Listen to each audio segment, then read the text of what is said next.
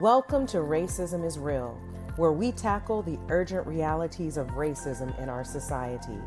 In this series, we explore the systems of oppression that continue to harm marginalized communities and the movements working to create change. Through powerful conversations with activists, educators, and thought leaders, we aim to uncover the truth and take steps towards justice. Welcome to Racism is Real series. Today we have joining us Chantel Topman and Chris Henderson. Please introduce yourselves.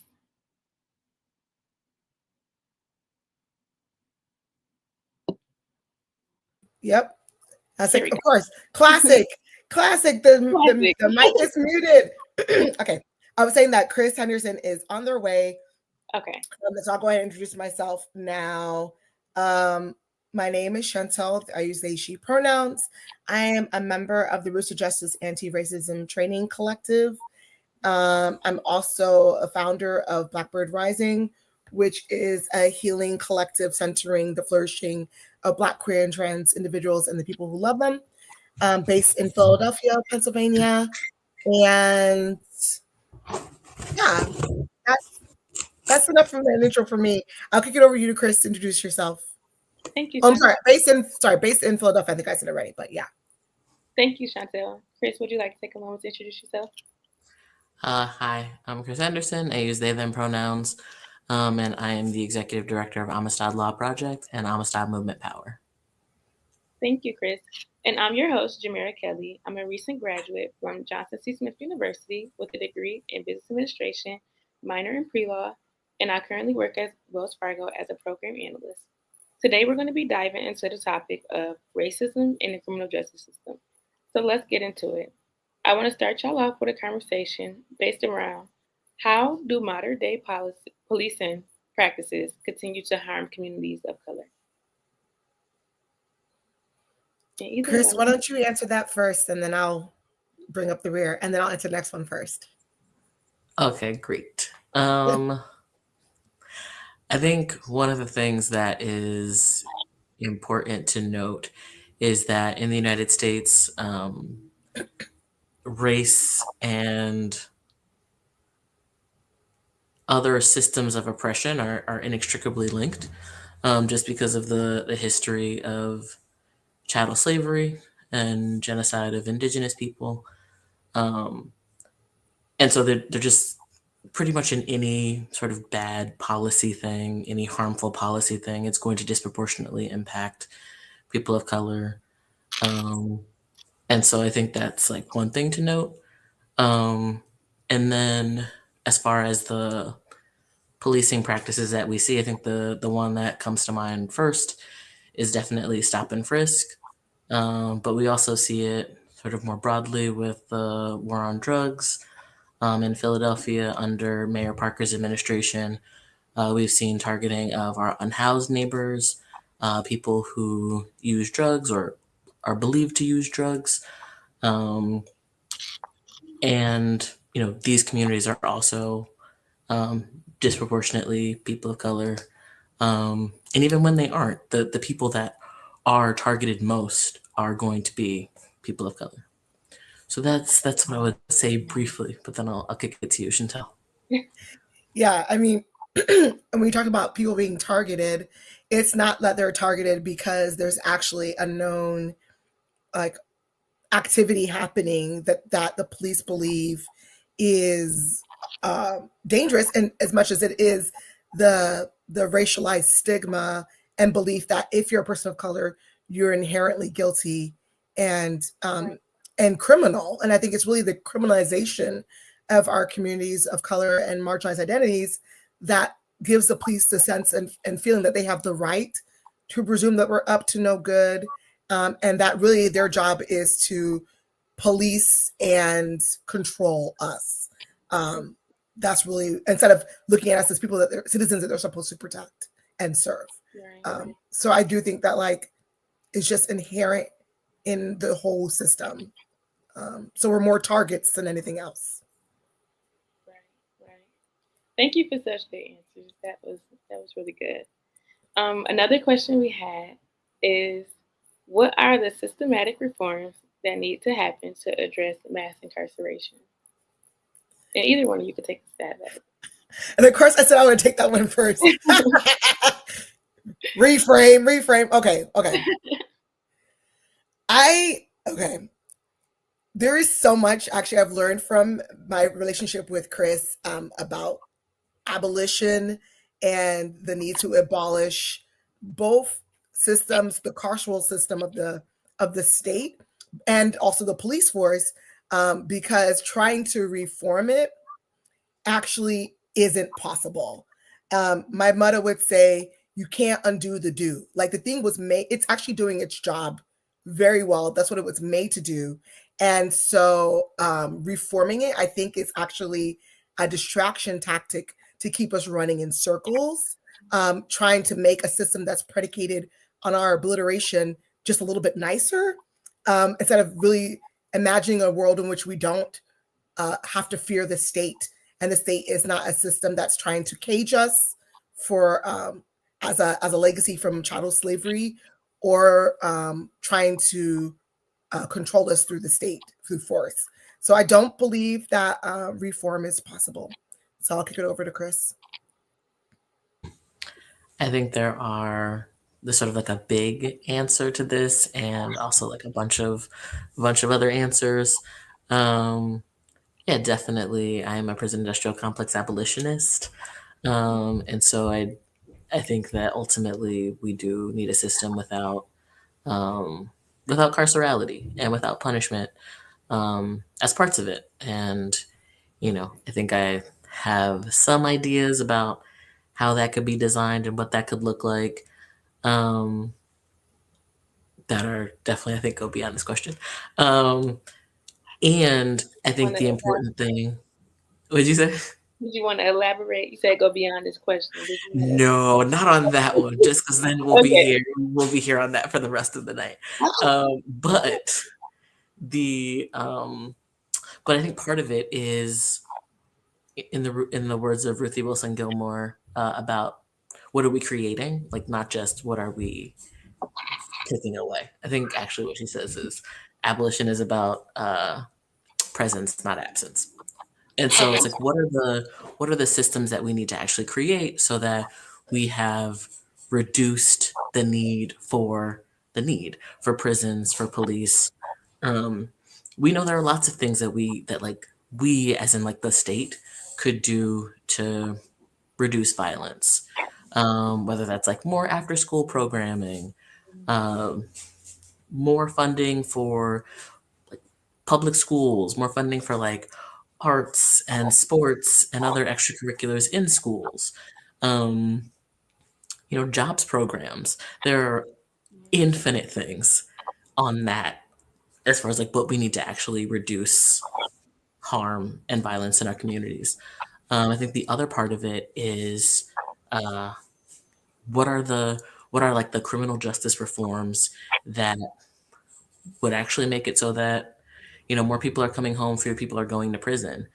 In Pennsylvania, we have life without parole, or as we call it, death by incarceration. We definitely need everyone in Pennsylvania to have the opportunity to go before a parole board and show that there's someone who could come home and contribute to their community and not harm people. Like right now, there's thousands of people, over 8,000 people who, at this moment have no way of coming home, who have been sentenced to die in prison. And I think that's probably the biggest one, but also like, reducing sentences, and yeah, making reducing prison budgets and police budgets. Police budgets are atrocious, and when we get the answer of like, we don't have money for X good policy, I think implicit in that is because we've spent hundreds of millions of dollars on police. And right. So maybe if we took some of that back, then we actually could, do these really life-giving and affirming things for our communities. Yeah, I like how you're talking about like the reprioritizing and the redistribution of wealth as like talking about how we add it's a system instead of taking away things or trying to make it be a gentler system of oppression. I think one thing that was so shocking to me was like how many people we decided are disposable and don't and aren't deserving of a place in our collective community, and that really the best place for them to be is to be locked in a cage. And I just think that there's this inherent kind of ignorance to believe that the justice system is in fact just, and it's not. It's a criminal system to punish people. So I do think like even that paradigm shifting for me was huge to think about. Um, why do we think people are disposable? Why do we just assume that the system is just? And why do we trust in that when it's actually not the case? And so I think that framing alone is good. Right, I definitely agree with that. And then I just want to take a moment to go and look in our chat to see if we have any comments.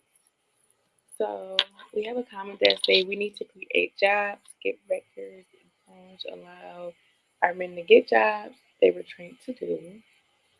Agree. Then we have another comment.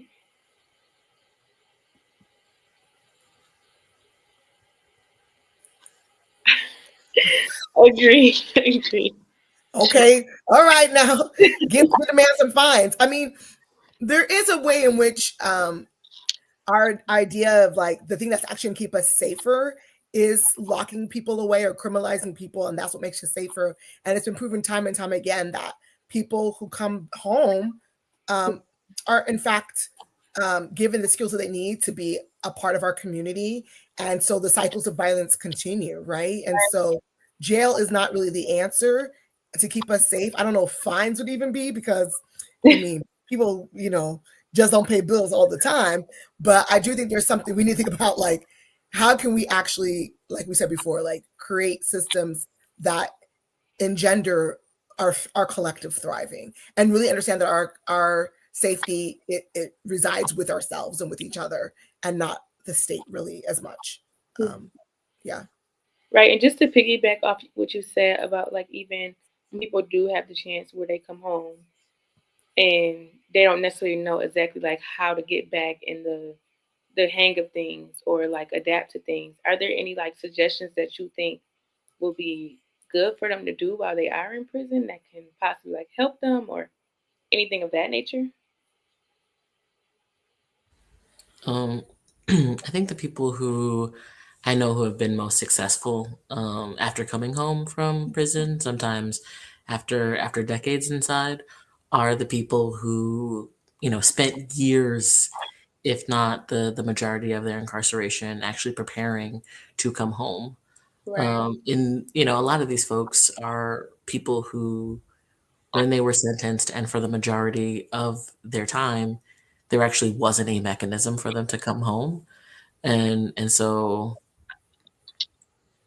I think there's also something about hope and about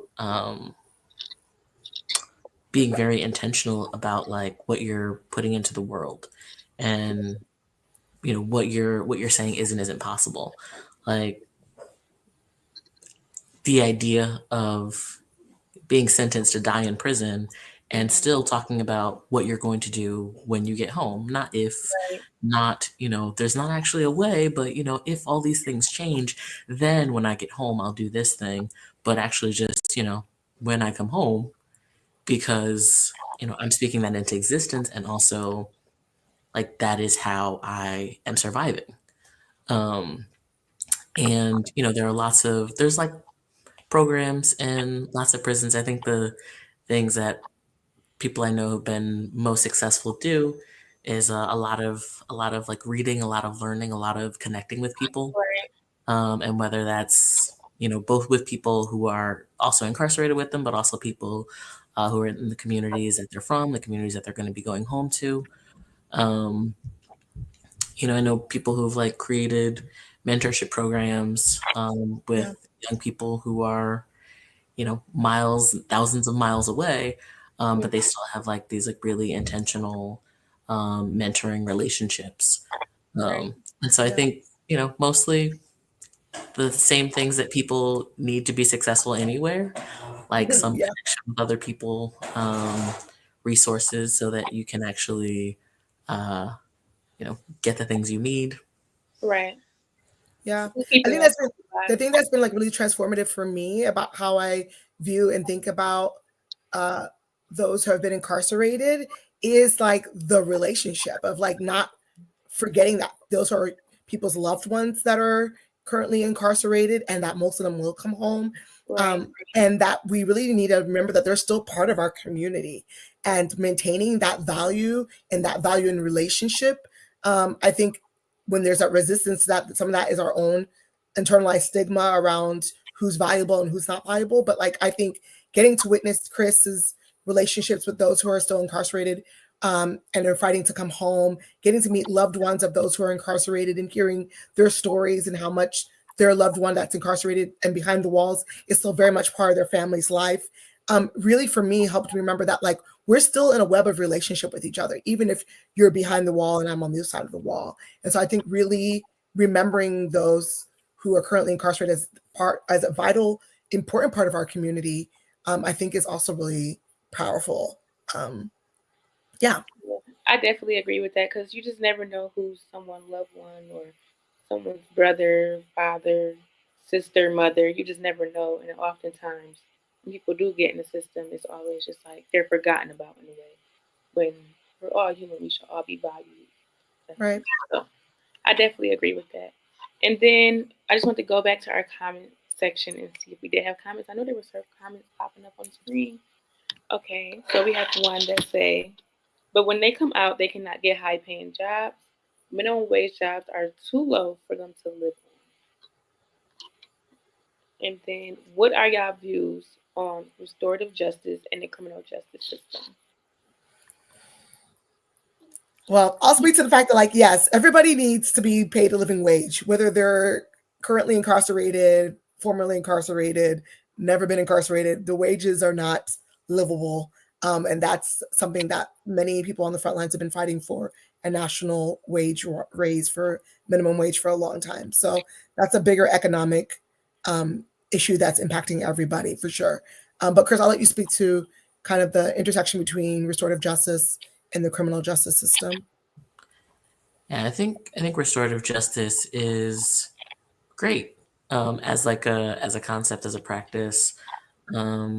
Especially programs that are really rooted in where restorative justice like comes from originally.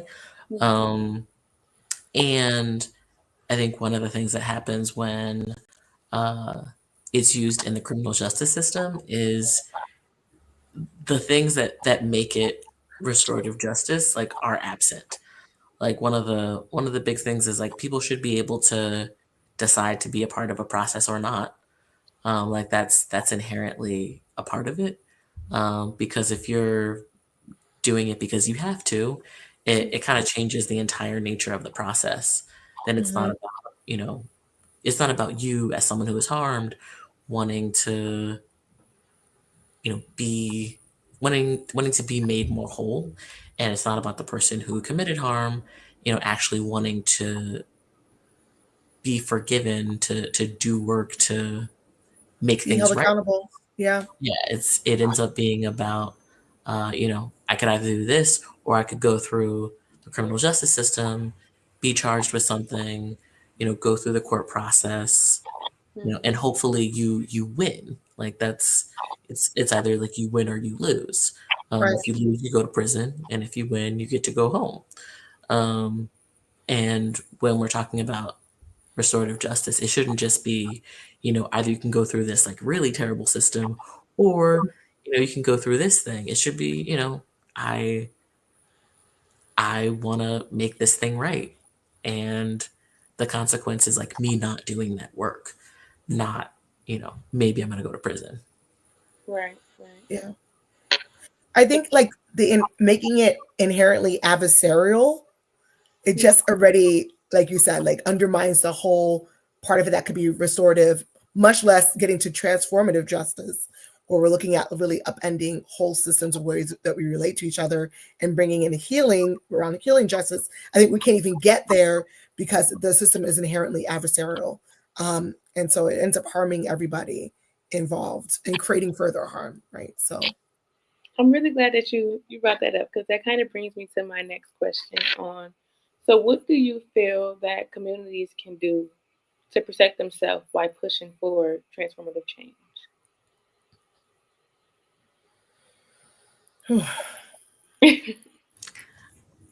I mean, I think that I think there are a lot of things that all of us need to do. I think there's sort of like the best case scenario, and then like what we really just need to do at a minimum. Um, Mhm. I think what we need to actually be safer as communities and as community members are for us to have relationships with one another.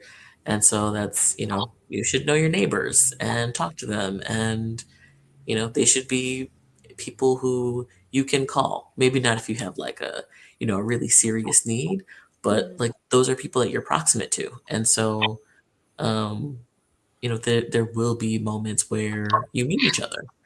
And if we're able to build more of that in our lives, and around us, I think we'll all be better off, and our communities will be safer. I think also, everyone uh, should have a deeper understanding of consent, and that's like in both like adult to adult, but also around kids. Like children are just sort of inherently more vulnerable. And if we are not teaching them, like, hey, these Mhm. are things that are and are not okay, and these are things that you can say for yourself are or are not okay for you, and like really respect that, like, all of us, people will grow up and then still be more vulnerable because they'll still have, these ways in which they are not able to like speak up for themselves or advocate for Right. themselves or just what understand that like they've committed harm when they sort of step outside of what someone else consents to. And Yeah. so those are my initial thoughts. What about you, Yeah, Chantel? I mean, I agree with you wholeheartedly. I think safety and learning about how to keep yourself safe starts at home. And I think really empowering our kids to understand their own selves as sovereign beings with their own agency and rights and uh, right to protection and safety, and helping them to establish how they know what feels safe and unsafe and how they name their no's and their yeses. And we as adults modeling as an authority figure, modeling that should be heard and understood and respected. So safety starts at home, and then I also believe that safety starts with each other. Like if we can't be safe with each other, if we can't be accountable for our actions and when we do cause harm, I think then inherently um, that's why we end up going to the state, right? Because we don't know how to practice being safe with each other. And so we believe the state is actually going to be this neutral party that's going to create safety for us. But what we're seeing is that it actually just replicates and magnifies the web of harm, because there's so many ways in which unintended consequences come with the state's intervention, right? Right. Maybe we wanted to get some harmful behavior stopping, and instead what it did is cause somebody to be even more vulnerable. And so I do think us really learning how to practice in our homes, in our communities, how to be safe with each other, how to be accountable for ourselves and our actions, and when we cause harm, is ground zero. And then, of course, like upending all these, like finding out, like Chris said, like these 1,000 other ideas of how we can create safety with each other through community-based interventions, increased funding for things that enrich our lives. I think is also like a very reachable action and intervention. Um, and that is the transformative. That is the way transformation happens. It's not an overnight flipping of the switch. It's us building the roadblock for us to be able to live in a world where we're not looking to a harmful system to keep us safe. Um, so Right. Thank you so much for sharing that. That definitely will stick with me just because I am currently in the process of like trying to get in law school just because I do know it start like with the communities that we have and being able to be like a voice for people that look like me and things of that nature. So I definitely yeah, appreciate that and I'll keep that with me personally. And then I did want to take a moment before we close out just to see if we have any more comments in our comment section. So we do. It's almost like they're being set up to go back because housing is a problem, finding jobs is a problem, and the need needs to be resolved. Equals their record so they can be productive, adept. Circles of support and accountability. I love this conversation, much needed. Thank you. And I think those are all the questions that we have. Is there any final thoughts you guys wanted to leave us with? And if anyone wanted to get in contact with you, how can we possibly get in contact with you after this conversation? Yeah, I'll do my closing thought and let Chris close us out. And mine's gonna be brief. I think what I want to really leave myself with and others with is what I believe it's Miriam Caba, right? Chris talks about hope as a discipline, right? Was that gonna be yours? Stole it. Hope It's is like a discipline, right? And I think that has to be nurtured, that has to be practiced, and it has to be maintained with each other and within ourselves. And I don't think we've seen already that putting our hope in the state is not, it's a way to be disappointed all the time. And so really maintaining that commitment to hope, I think, is my parting words. And now Chris can say something even more brilliant. Hello, more brilliant than Miriam Caba? No. The thing I wanted to sort of name in this moment is, the next 4 years are going to be a trying time. I think most likely. I think there are going to be a lot of policies come down that are really harmful to Mhm, many people in our communities. mhm. And I think that at this moment, you need a political home. And I think that I think what that home looks like could be a lot of different could look like many different things and be many different kinds of spaces. Um, but I think you need a group of people who are politically aligned, that you are in relationship with, who you're accountable to, um, who like you're actually trying to do something with, and whether that's like a study group, whether it's a base building organization, um, because I think there are going to be moments where we need to be in the street, either literally or figuratively, and you got to have a crew to roll with, and Mhm. also you need to have an analysis of what's going on. Yeah. I think even with this is like going to be a controversial one, like little c controversial, Anyway, um, but with the case of the United Healthcare CEO being killed recently. Uh, I think we've seen a lot of like sort of hot takes around what happened and why. And I think mainstream media has really been very quick to be like, actually, all of this behavior is not okay. And people expressing these thoughts and feelings about this person being killed is like not okay. And not also looking at the incredible harm of these really entrenched, uh, oppressive systems. Like our healthcare system is atrocious and Mhm. kills people every day. Yeah. And we have to actually have an analysis that's like, this is these are the structures that we're in, and we can't talk about this person being killed and people having these feelings without also talking about what we're going to do to fix the system. And Mhm. so those are my words. Check. Check. check. Yes. Check. I saw they popped up the website for Almasad Law Project um, just now. So is that the best way for people to reach you? Almasadlaw.org. Yeah, Yes. that's our website, and there's like a contact thing on there that also links to our socials. We're Amistad Law on uh, Facebook, Instagram, Blue Sky, X, unfortunately. Uh, and yeah, that's if you email amistad at amistadlaw.org and you say you want to get in contact with me, someone will forward me the email. I'll see it eventually. But yeah, those are the best ways to get in contact with me. Well, thank you so much. Everybody, make sure you get in contact with Amistad Law. And if you want to get in contact with me, I just have LinkedIn, not as fancy. So thank you guys so much for this. Definitely appreciative.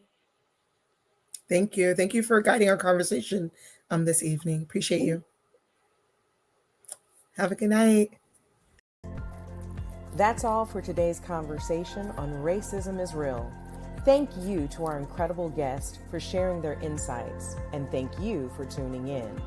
Remember, awareness is the first step, but action is where the change happens. If you found today's discussion valuable, this series will return every second Tuesday evening.